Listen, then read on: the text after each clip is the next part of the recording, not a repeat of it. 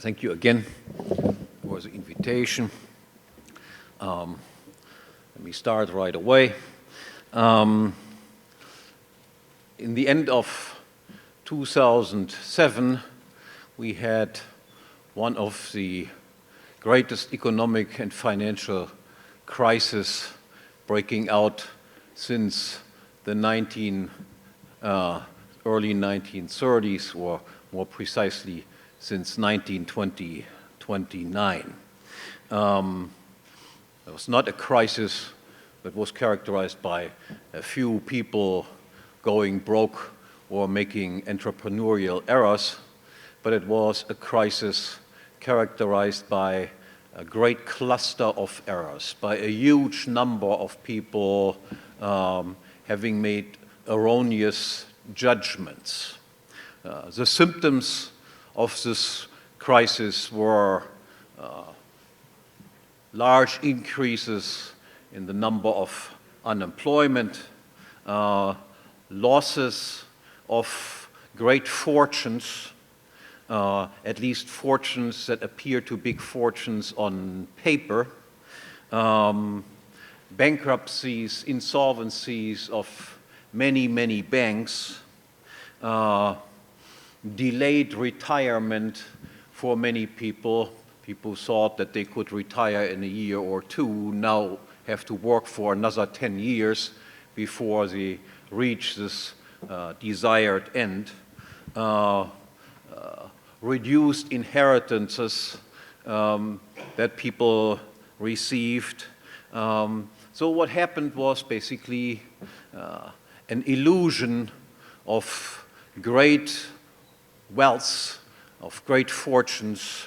An illusion clashed with reality and turned out to be just an illusion.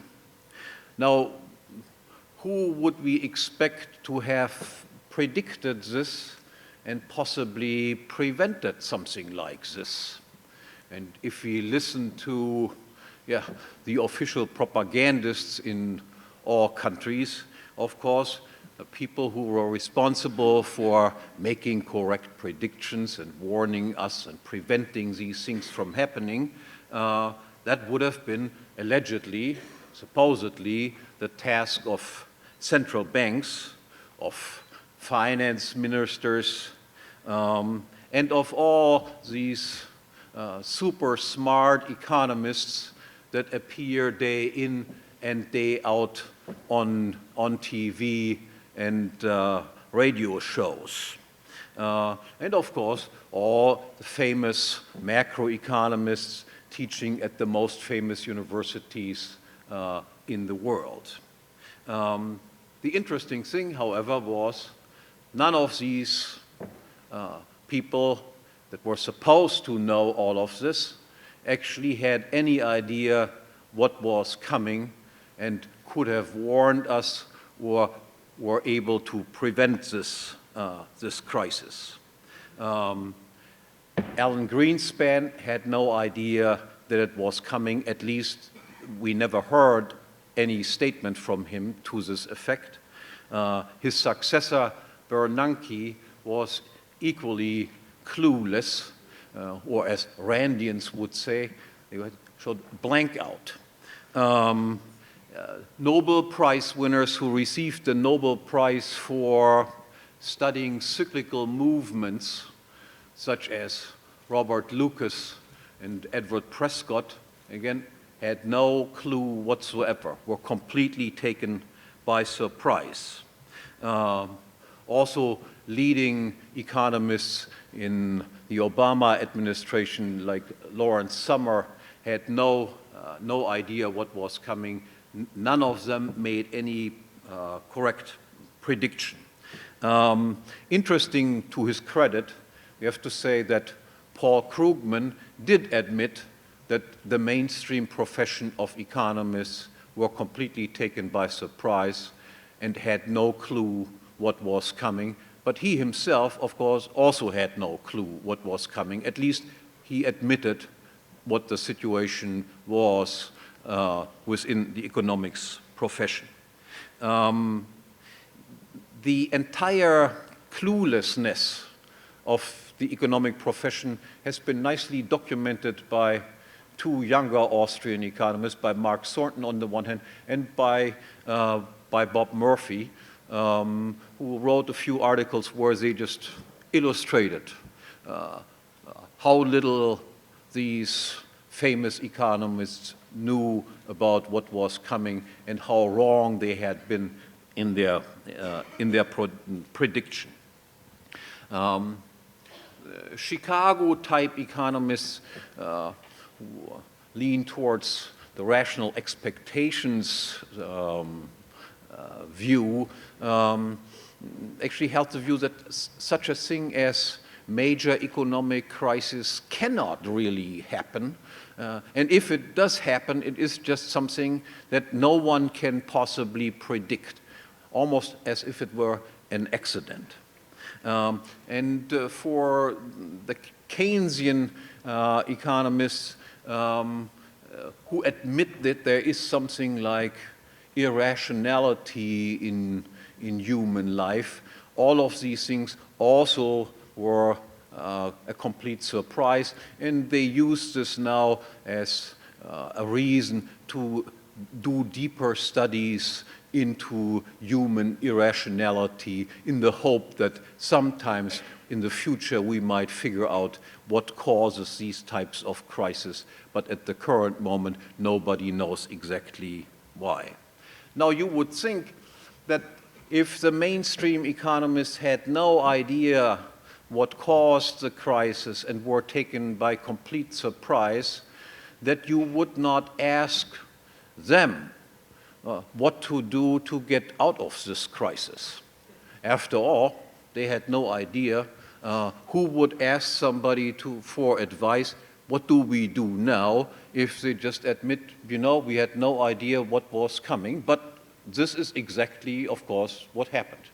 Those people who had just proven that they had not the faintest idea what was happening, those were asked, how do we get out of this problem? And what was their proposal? Again, proposals, of course, were somewhat different from one big shot to another big shot, but by and large, they all came to conclusions something like this. Either we just don't do anything at all, leave the entire structure of central banks and private banks attached to central banks as it is, or we do some slight minor reforms within the current systems and try out what the consequences will be in the future, and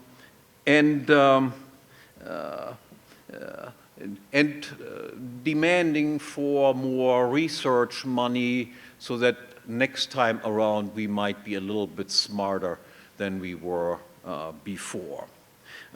So they asked for greater powers to be given to the central bank, greater powers to be given to government and to various supervisory boards and control institutions, because of one thing they were all sure, that is, that it was a crisis of capitalism that had shown itself in this financial crisis. It had nothing to do with a crisis of the current banking and financial system. It was a crisis inherent in the structure of capitalism, and it was partly caused or largely caused by greed.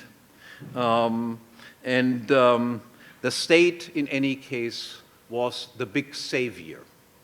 And of course, one had to have more research money to study these things in greater detail in the future. And on one thing, almost complete agreement existed among all these people who were clueless. The agreement was that that a policy of easy money and credit had to be followed in order to get out of this crisis.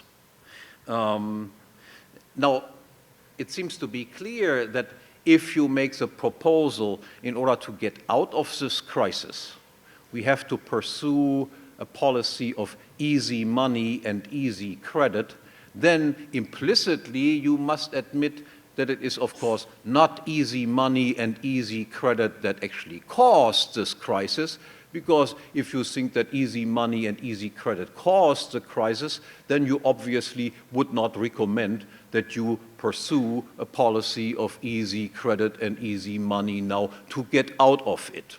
But in any case, so this is what they all recommended. Whether Keynesians or monetarists, easy money and easy credit was the way out of the crisis.